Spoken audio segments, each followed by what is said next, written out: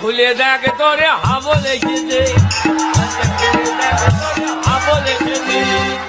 হ্যাঁ বাবু, তুই পড়াতে বাড়ি চলে এসেছিস? আয় বাবা আয়। হ্যাঁ বাবু বল। মারে কি হয়েছে বাবু, তোর খুব খিদে পেয়েছে বল। মারে এ মা মারে, এটা ছাড়া অন্য কিছু বলার থাকলে বল।